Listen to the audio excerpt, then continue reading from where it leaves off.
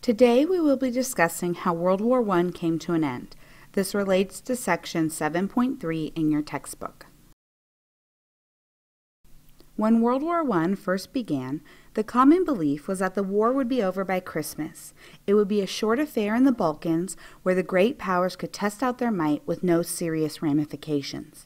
However, as the first modern war, this proved to be entirely wrong. As the struggle wore on, nations realized that this modern, mechanized war was going to require all of a nation's resources to be directed towards the war effort. This is called total war. To achieve total war, governments began to take stronger roles in directing economies and the lives of their people. All nations involved in World War I will eventually institute universal military conscription, or a draft, requiring all young men to enlist in military service. Most instituted a draft immediately upon entering the conflict. Britain would wait until 1916. Germany also mobilized their civilians by setting up a system of forced labor to provide for the war effort. After declaring war on Germany in August 1914, Britain set up a massive naval blockade in the North Sea to keep ships from carrying supplies to Germany. This blockade would prevent both war supplies and civilian supplies like food from making it to Germany. As the war continued, it became harder and harder for Germany to feed its people. The winters of 1916 and 1917 in Germany are known as the turnip winters because their potato crops failed, and due to the blockade, only turnips were left to eat. To try and break the blockade and retaliate against the British, the Germans began using U-boats extensively. In 1915, Germany declared it would begin to sink any ships sending supplies to Britain. This is known as unrestricted submarine warfare, when a country uses submarines to target any ship. Here is a map showing the location of the British naval blockade against Germany. These are also photographs of the British blockade.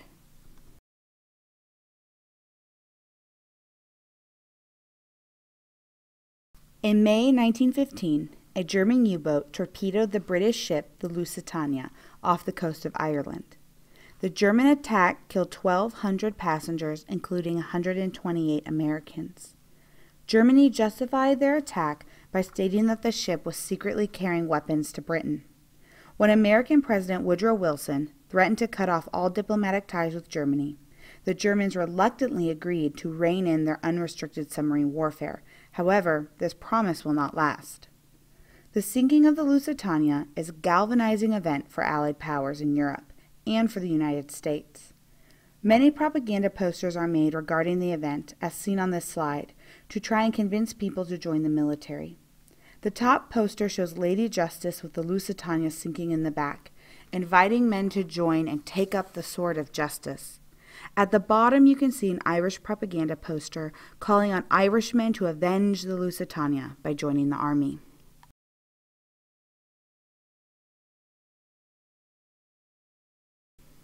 Due to the total war effort, governments had to control public opinion and keep citizens involved in the war effort. Governments began censoring anti-war materials and the press. Both the Allied powers and the Central Powers used propaganda to shape public opinion of the war. Propaganda is the spreading of ideas to promote or damage an opposing cause. Propaganda was used for a variety of reasons, such as to motivate men to join the military and to urge citizens to give money in the form of bonds to the government to pay for the war. Here are some examples of World War I propaganda posters.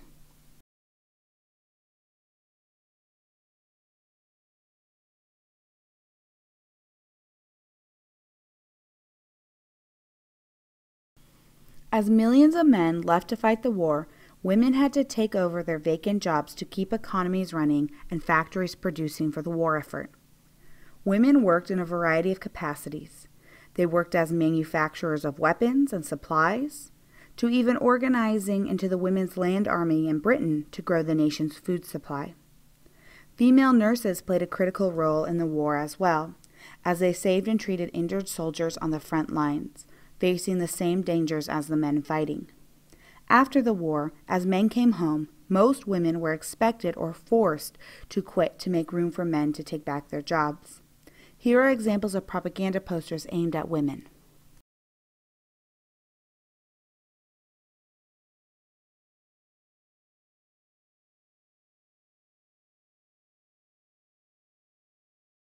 Here are women working in factories, as phone operators, and as nurses during World War I.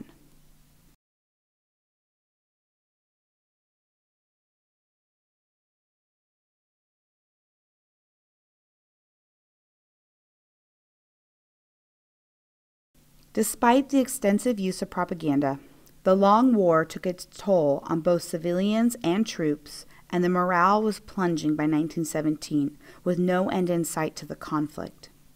Germany was so low on able-bodied men to fight, they were resorting to sending 15-year-old boys out to the front to fight.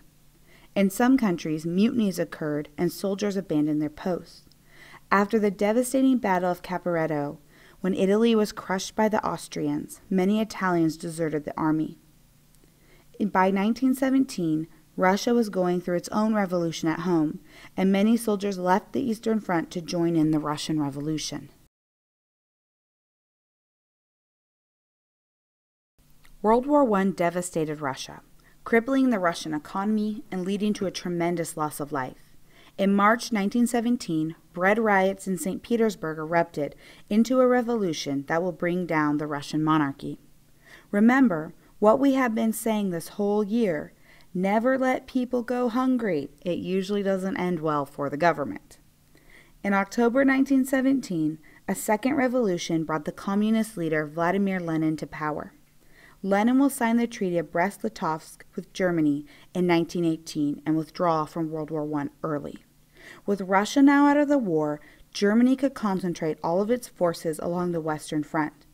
By spring 1918, the Central Powers were on the brink of victory, that is, until a series of events would bring the United States into the conflict.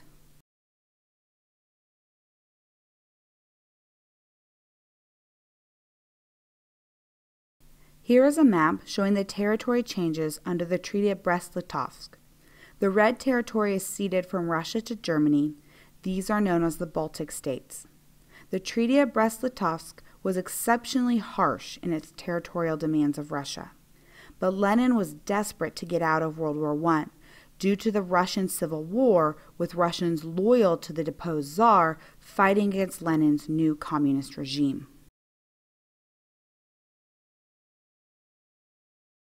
Two events are going to draw the United States into a war they had originally pledged not to get involved with. Remember, after sinking the Lusitania in 1915, Germany had promised the United States it would stop its policy of unrestricted submarine warfare. However, by early 1917, Germany was desperate to break the trench-induced stalemate on the Western Front, and on February 1, 1917, the German government announced it would resume its former policy on submarine use. President Wilson was furious with Germany, seeing them as not holding to their promise. Next, also in 1917, the British intercepted a telegram from the German foreign minister to his ambassador in Mexico. In the telegram, Zimmerman writes that if Mexico would join Germany in the war, in the event that the U.S. gets involved, Germany would help Mexico take back New Mexico, Texas, and Arizona from the United States. Britain shared the Zimmerman telegram with the U.S., and this greatly increased anti-German sentiment in the United States.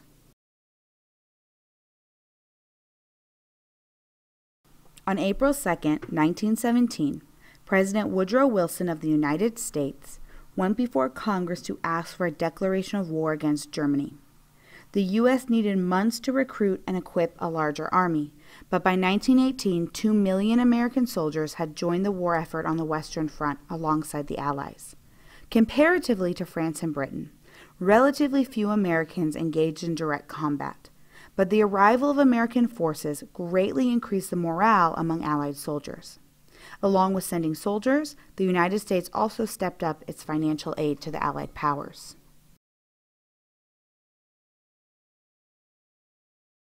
Even though Wilson had failed to maintain American neutrality in the war like he had originally wanted, Wilson wanted to play the peacemaker in Europe. In January 1918, Wilson issued his 14 points, which were his list of terms on how to resolve the war and prevent future conflicts.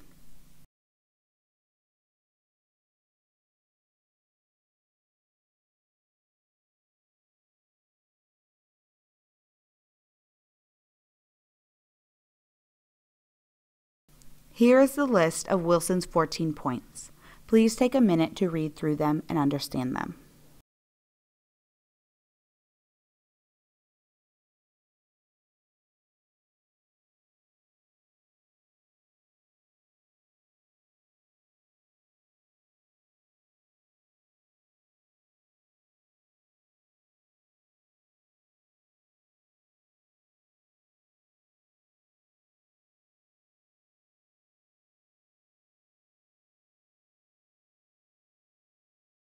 The final stages of the war on the Western Front began in early 1918, when Germany wanted to make a quick push against the Western Front and try and achieve victory before the Americans showed up. The final major offensive of the war began in March 1918, with the Germans launching a massive attack on the Western Front with their troops who were newly freed from fighting Russia. By July, the German spring offensive had driven the Allies back 40 miles into France. This was the biggest German breakthrough in 3 years. However, this rapid push into France against the Allies quickly exhausted German supplies and troops. By the late summer, fresh Americans had made it to the Western Front and were backing up the exhausted Allied forces. With America's help, the Allies launched a counteroffensive and drove the Germans back. Here is a map depicting the spring offensive by Germany and the Allied counteroffensive. The red line shows how far the Germans pushed into France, with the yellow showing new German territory gains. The green line shows where the front line ended at the end of the war due to the American counteroffensive.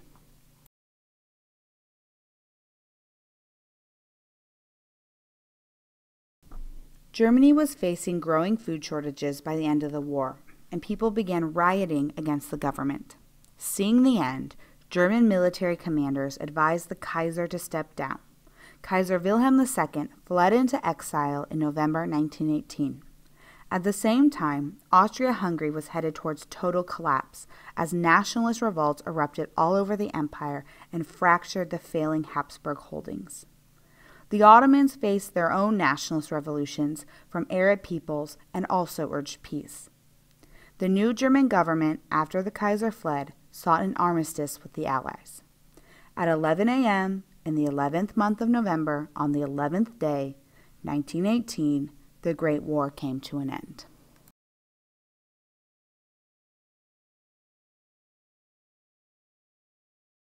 The armistice of 1918 was signed in a railroad car in a forest about 37 miles north of Paris, France. This was a humiliating defeat for the Germans, as it marked their total defeat.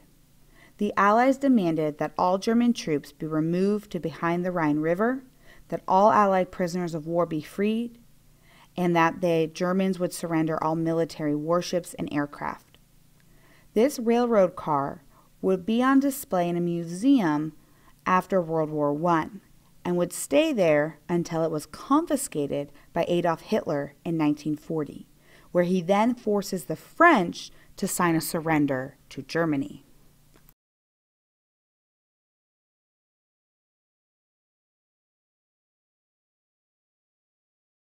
Armistice Day celebrations in Europe and America on November 11, 1918.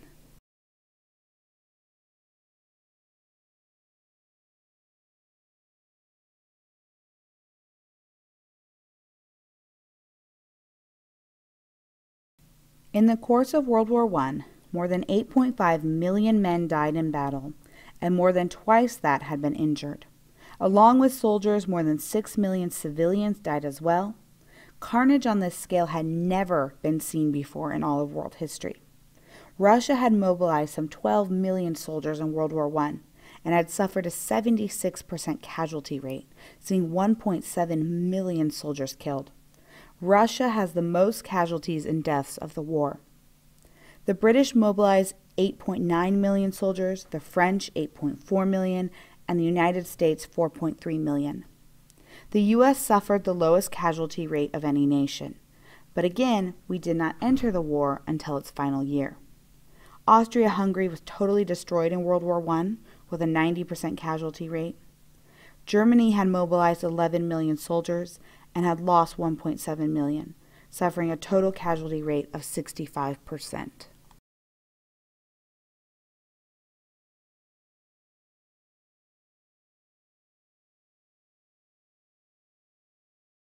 Another factor in the high casualty rates of World War I was that in the last year of the war, a massive flu pandemic hit. This flu is thought to have begun at Fort Riley in Kansas and was transported by Americans to the Western Front. In just a few months, the Spanish flu, so named because a Spanish newspaper was the first to report on it, had infected 1/3 of the world's population, or about 500 million people. The Spanish flu was a particularly virulent or deadly strain of the flu, most related to swine flu today. While most flu impacts the elderly and young, what made the Spanish flu so deadly was that it hit young adults the hardest, being the most lethal to 20 to 40-year-olds.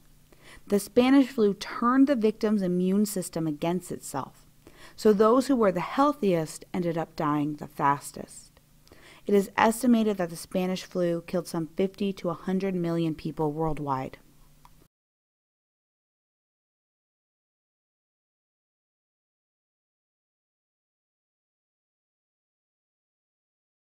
Under the stress of the enormous war effort, the governments of Russia, Germany, Austria-Hungary, and the Ottomans collapsed.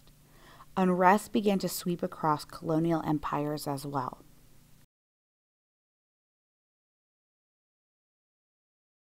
The victorious allies of Britain, France, and the United States met at the Paris Peace Conference to discuss what would happen to Europe in January 1919. The Central Powers and the new Communist Russia were not invited to be part of the negotiations. President Wilson of the United States pushed the Allies to try and accept his 14 points. Meanwhile, the British were focused on getting financial resources in the settlement to rebuild their crumbling economy. Lastly, the French were focused on weakening Germany to the point that Germany could never hurt France again. The French statesman Clemenceau was quoted as saying, "Mr. Wilson bores me with his 14 points, while God Almighty only has 10.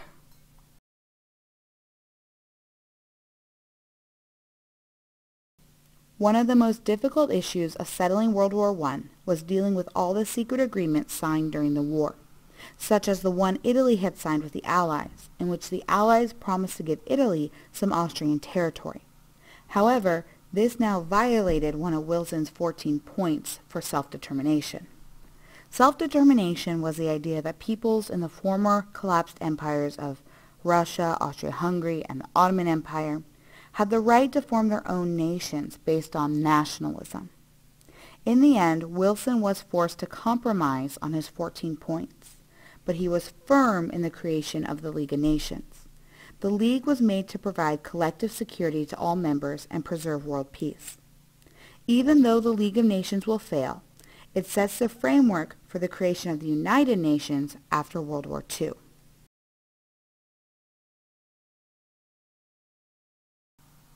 In June 1919, the Allies ordered the representatives of the new German Republic to sign the treaty they created at the Palace of Versailles outside of Paris. The Treaty of Versailles forces Germany to take full blame for the war, and the Treaty of Versailles imposed huge reparations that would burden an already damaged German economy. These reparations cover not only the destruction caused by the war, but also pensions for millions of Allied soldiers and their families. The total cost of German reparations would come to some $400 billion today. Other parts of the treaty were aimed at weakening Germany. It limited the size of the once feared German army. It returned Alsace and Lorraine to France. And it removed hundreds of miles of territory from Western and Eastern Germany and stripped Germany of its overseas colonies. The treaty forced many Germans to leave the homes they had made in Russia, Poland, Alsace, and Lorraine, and return to Germany or Austria. The Germans signed because they had no choice. However, Germany resented the Treaty of Versailles, and this resentment would help spark World War II.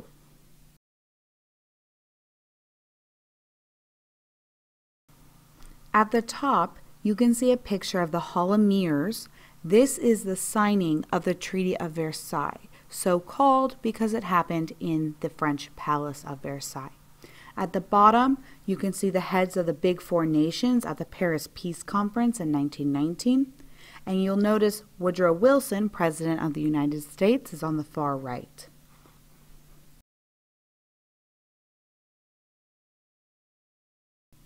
Here is a map of Germany after signing the Treaty of Versailles, and you can see all the territory they ended up ceding to different powers. This map is going to be a huge motivation for World War II, and the fact that Germany wants back territory that the Allies took for them at the end of World War I.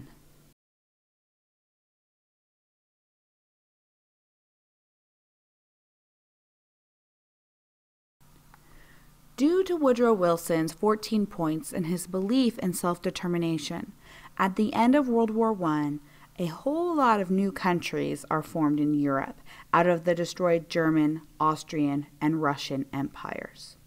Poland becomes an independent nation again after more than 100 years under foreign rule. The Baltic states of Latvia, Lithuania, and Estonia achieve independence, and 3 new republics, Czechoslovakia, Austria, and Hungary, rose up out of the old Habsburg heartland. You will note now, Austria and Hungary are 2 separate nations, no longer unified. In the Balkans, the new Southern Slav state of Yugoslavia was created. The new nations remained relatively poor, however, with agricultural economies and with little capital for industry.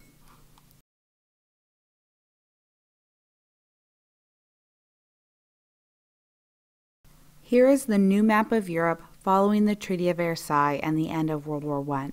You will note it is very different from the map in 1914. All those massive empires are now gone and have been broken up into smaller independent states.